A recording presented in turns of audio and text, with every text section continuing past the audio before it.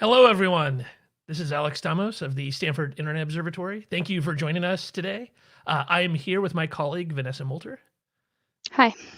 and we're going to talk about the treatment of the coronavirus issue by the Chinese state media and how that is reflected both online and in the media. Vanessa has written a fantastic blog post that you can go see right now. If you go to io.stanford.edu, that is the main website for the Internet Observatory. And if you click through from the front page, it is the top post right now. Vanessa, before we get started, why don't you tell folks a little bit about you, about your background, and how you got into doing this work? Sure. So I'm actually currently in Stuttgart. I'm German. I'm home because Stanford has closed down over the coronavirus pandemic. And yeah, I'm a master's student at Stanford in my final quarter, study international policy, and I focus on international security and online harm. And I've been with the Internet Observatory since October, worked on disinformation and social media around the Taiwanese election, which was this January. And now, for the past couple of weeks, I've been covering narratives that are emerging around coronavirus and different outlets. Great. To be honest for folks, Vanessa is exactly the kind of student that I am extremely excited to be able to work with at Stanford. It has been a fantastic experience having her on the team. So why don't you give us kind of a quick overview of your post and what your goal was in this? And again, if folks want to read this, io.stanford.edu. Sure. So how it kind of began is I was seeing on Twitter different narratives from Chinese state media, and that in contrast with articles I was seeing in the New York Times and other US mainstream media. And since I'd worked with Facebook data before for the Taiwanese election, I was wondering how it looked on Facebook. And so what I did for this post is work with a bunch of data for some Chinese state media outlets and their Facebook pages, as well as about 20 US mainstream media outlets, and looking at how they're covering the coronavirus pandemic and which kind of words they're using and just what their general narratives are. And so this is their English output then, correct? Right. That you're mostly looking at? So I looked exclusively at English language content because the question was more about what are they trying to project to the outside. So all of this is based on their English language pages. Yeah. Tell us a little bit. So that's interesting. I mean, these are China Daily. This is not a hidden, this is what we call overt propaganda. How much of a following do they have outside of China? Like how big of a footprint do they have? Yeah, so it's actually pretty fascinating. They have huge followings. So for example, CGTN, we've linked that, for example, it has 96 million page likes on Facebook, which is, wow, that's very large. So CNN is a pretty big one for the US case, and we see 32 million. So bigger than US media in some cases on Facebook. Yes. Do you have a feel for who is consuming this content? Is this people in the Chinese diaspora, or is it folks, is it a mixture of people from different kinds of countries? Yeah, so I think one thing that's important to highlight is that this is not necessarily targeted at a US audience. Mm-hmm. The US audience is included in it, but when we look at the Facebook ad library, we see that the Chinese state media Facebook pages, they run ads, and we can see in their inactive ads where they targeted them. And that tend to be places that are not in the West. So for example, we saw Manila in the Philippines, or areas in Nepal, Indian provinces and regions. So their reach is more global. Right. So a lot of non-US, they're in English because lots of people obviously speak English, can read English as a second language, but they're targeting, it sounds like a lot of Asian countries. So this is part of an overall project by the Chinese on influence within their sphere. Is that do you think that's a reasonable way to put it? Absolutely. And that's really interesting. So yeah, I actually, one of the ways you're doing this is you're grabbing this data, things like CrowdTangle, so we have like API integrations, we have a bunch of data systems that look at this kind of stuff. Once you had all of it, can you talk a little bit about kind of quantitatively some of the differences between how the US and the Chinese media, and actually I can try to zoom in here a little bit, are treating the virus? I mean, first off, there's an obvious difference in the way it's been treated from a time perspective. So if you can just walk us through a little bit of what the quantitative data shows, that would be great. Sure. So the final data set that I did the analysis on had about 13,000 posts in the US case. I did the analysis earlier. I was starting to work, and at that point, it was about 6,000 to 7,000 posts. And so I was really surprised when I re-downloaded the data later on, and I saw this huge spike in later coverage. So I think that's really evident in both of the histograms, is that early in January, it wasn't really covered, and then Chinese media starts covering it and stays at a similar level, especially high level in February. And in the US, it actually only picks up in late February and now kind of has exploded, and there's thousands of posts each week. Right. And so this is, a good quantitative show of how often coronavirus is being used. But then how did things change over time? Like, at what point did the kind of the Chinese message change, at least to the global audience that we're talking about here? Yeah, so I think the first change in message is covering it at all. So at the very beginning of the outbreak, there was no posts whatsoever in the English language Facebook pages on the keyword coronavirus. And then in January, we see some posts, and they're generally downplaying the threat. So it's a lot of kind of saying that there's no confirmed human-to-human transmission of the virus, and other stories saying how it's controlled. And then later, when that can no longer be credibly portrayed, then it kind of shifts to explaining how great the Chinese government is dealing with the threat. And that's kind of when this positive narrative emerges. So that's one of the first things we cover in the blog post. If you scroll up a little bit, for example, there's the story on babies. So this is a topic that the Chinese state media like to write about. Lots of cases of babies recovering from the coronavirus, or in this case, a newborn that was born with a mother that had the coronavirus, and the baby was tested negative. And then at the same time, in the US media, they were covering and sharing stories of new infections, of cases where you are observing infections. And especially here, I like this example because it kind of shows how they're spinning the opposite story. So you're seeing like this baby is diagnosed and kind of a sad story. You're seeing the sad reactions as well. No, that is interesting. It's also interesting that the China Daily story on this exact topic, the same week, got 5 times the engagement on Facebook, it looks like, at least measured from reactions from the CNN story. Which is interesting because I think, like you said, China Daily is pointing at a global audience, right? And CNN is perhaps in some cases not speaking to the same kind of broad audience in the Philippines, and Nepal, and Vietnam, and any other countries within kind of the Chinese sphere. To take a step back, so there is obviously a very different play here from the Chinese and American media. What is the geopolitical goal here for the Chinese now? The state media is obviously there to service the goals of the Chinese Communist Party. So what are the messages that you think the Chinese Communist Party are trying to get out there into the rest of the world outside of China? Yeah, so I'd say there's 3 overarching messages. The first one, when they were kind of downplaying everything, it was to not create a panic and to try to cover it up, see if they can just deal with it without the outside world knowing much about the coronavirus outbreak. And then that merges into explaining how well the Chinese Communist Party is supposedly dealing with the outbreak. And then now another shift on how China is supplying other countries with medical supplies, with expert teams, and contrasting that with a US response, and highlighting the mistakes in the US response. So they're specifically calling out American mistakes. Yes. Do you have some examples of some of the content you saw there? I don't know if it's in the blog post, but something that you've seen?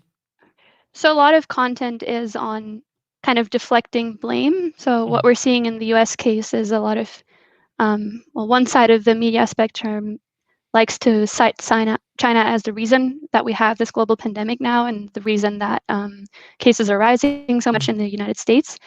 And on the other hand, China kind of rebuking that and saying, well, we're sending supplies, we've warned you early, this is your fault. Right. So it does seem like we're now ending up that the Trump administration is, we can't look obviously at the Chinese propaganda campaign outside of the context of what you can only call the American propaganda campaign, which is effectively that the administration is working very hard to try to deflect blame from its own reaction in saying that the Chinese should have given us a heads up. I mean, is it fair to say that there's kind of a push and pull here, that the Chinese response is partially in part of Trump trying to change the narrative to be more about China's behavior than about the American response? I think to some extent, but I guess this would have come either way, kind of trying to rewrite the narrative and deflecting blame. Because I think there's, even outside of Trump, there's still various people around the world kind of seeing the fault in China. And so I think this narrative of trying to find someone else to blame and deflecting everything, I think that's kind of to be expected either way. Yeah, that's a good point. No matter what, we are going to get here to this point. Where do we go now? So I think, one of the things we're working on, and by the way, if we got a bunch of live viewers, you're welcome to do any comments. Hi, Info Addict, great to see you. Anybody who wants to ask a question of Vanessa or I, go ahead and do so on Twitter, YouTube, or Facebook, and in theory, we will see that and we'll be able to answer that. So where do we go from here? So I think one of the interesting questions for me in this job has been the difference between the Chinese and Russian online propaganda games, right? That the Russian activity is much more diffuse and dispersed, with a bunch of independent actors who understand the directionally where they're supposed to go, but have a lot of freedom to implement that direction. Whereas there seems to be a lot less of that on the Chinese side. So I think one of the interesting questions here is this effective, right? Because when we measure this, you're looking at 4 or 5, large state media outlets that have large viewerships versus the possibility of thousands and thousands of fake accounts with much smaller reach. Do you have a feel for whether or not the Chinese are going to change the way in which they do this kind of work? And whether we're going to see more of this because obviously the blame game over coronavirus is not going to go away. This is going to dominate politics globally for years now. Where do you see it going? I think one thing that we didn't look at in the analysis, but that I've been seeing superficially in doing the research, is that China is not only using these big official state media to push out the narrative, but also a lot of smaller outlets that they've kind of bought over the last couple of years all around the world that don't necessarily have the name China in it. And so what I've seen is similar headlines across various outlets in Malaysia and Indonesia, and kind of using directly preferred narratives in their headlines. So that might be something to explore later on. But it's a good next project. I think this is only part of how they're portraying it. Yeah. Right. So that's interesting. So those are putative media outlets then. So those aren't like random accounts, because we've all seen the kind of 50 Cent army wake up, right? Of, Bob, 7 numbers, all of a sudden defending the Chinese Communist Party. After that account's been, caught selling male supplements or whatever. But what you're talking about are outlets that look like they're local media outlets, but that are now pushing the Chinese direction. Yeah, and so I think that's a unique thing about the Chinese case, is that they have these thousands of TV channels, local radio stations, local news stations, and they can use them to push out their narrative without making it obvious where that story is coming from. Because that's what we saw in Taiwan to a certain extent. Is that correct? Yeah. So when we were doing the work on Taiwan, what we're expecting was to see a lot of online disinformation campaigns, sort of in the Russia style. We're looking really hard for several months and couldn't find something attributable to China. And part of the reason we think that could be the fact that China has a lot of media entities in Taiwan, so they have other options for making sure the story gets shared in one. Yeah. Oh, so definitely not the end of this. I think it's gonna be interesting to see how the Chinese balance their capability to have influence via these media. I mean, the size of their engagement here outstrips anything the Russians did in 2016, for example. And I do think especially if you're them and you're paying attention to how much pushback the Russians got for just the use of fake accounts and the like. The propaganda they're pushing here is no less important than what we were talking about in 2016. But because they're doing so under these overt in this overt propaganda model, they're able to avoid the pushback and the response from the companies. So let's say you're working at Facebook or Twitter, especially, maybe a smaller social media company like a Reddit.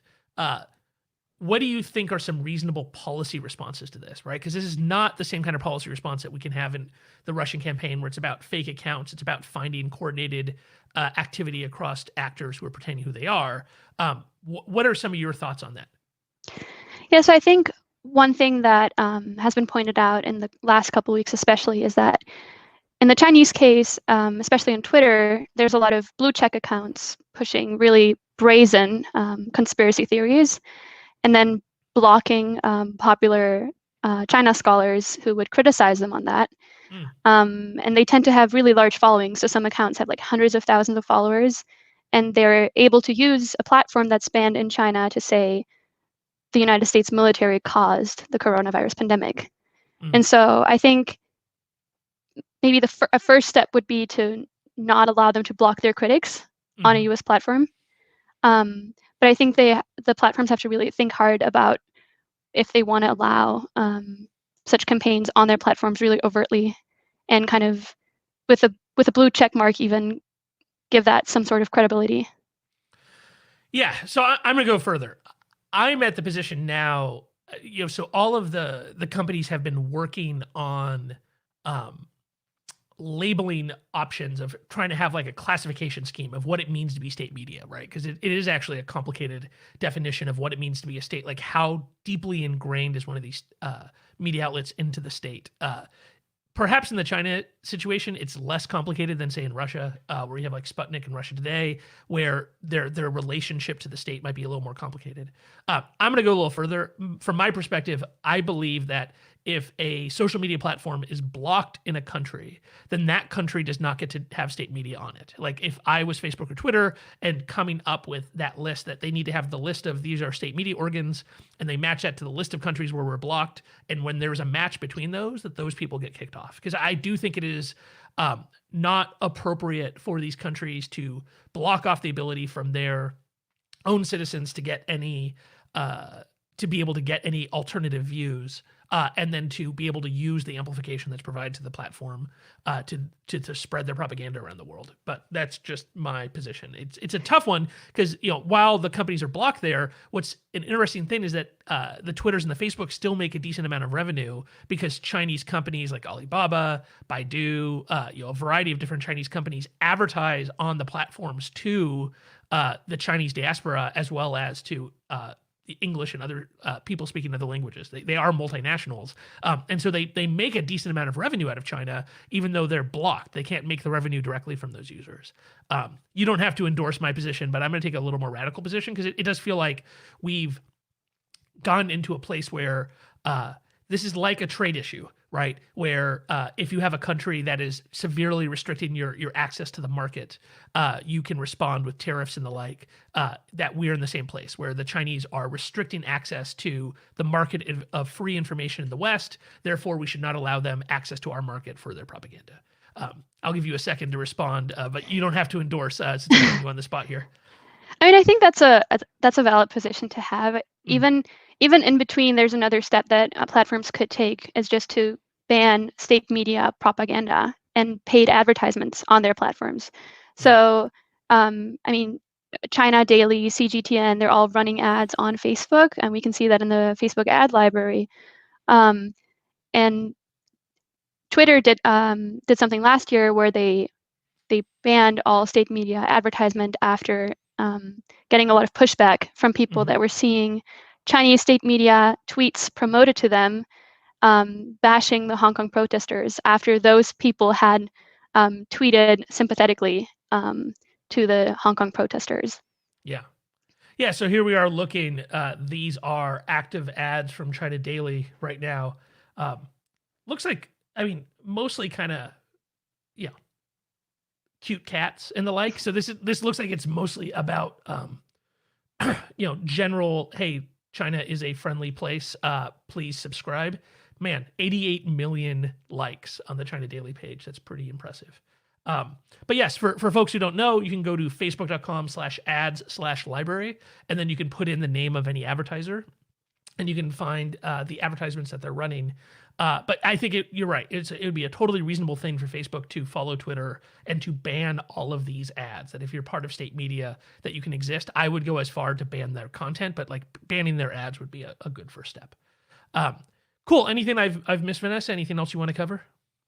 No, I think that covered the most important thing. Maybe I think one thing that I'll be watching closely is how the whole conspiracy theory of the origin of the virus develops, because I think that's something that has come up only 2.5 weeks ago, and that's been pushed on really high levels, and there's pushback on both levels. And so I think that's going to be something that we're going to be seeing at least over the next couple weeks or so.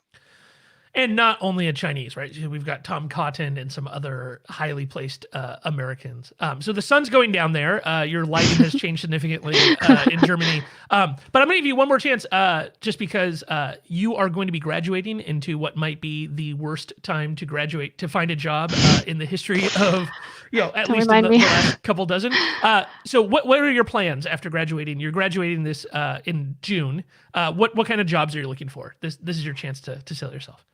Sure. I mean, I'm interested in this kind of research. I'm also interested in tech policy itself. So whether it be kind of developing these policies that we're discussing, trying to make it better, make better platforms, or discovering campaigns on those platforms, whether that be within a company or outside of it, to stop election meddling and other bad online behavior. Okay, so you hear our viewers who work for tech companies. Vanessa will be on the market. You can reach her at Vanessa_Molter. I'm Alex Stamos. Thank you so much for joining us. We will be having some more of these live chats while we're all locked away at home over the next couple of weeks. We have some stuff coming out on Libya as well as on encryption policy. If you have any more questions, we're going to end the live stream now. You can follow up with us on Twitter. Vanessa and I will be happy to answer those. Again, thank you very much for joining us from the Stanford Internet Observatory. I'm Alex. Have a good day. Thank you.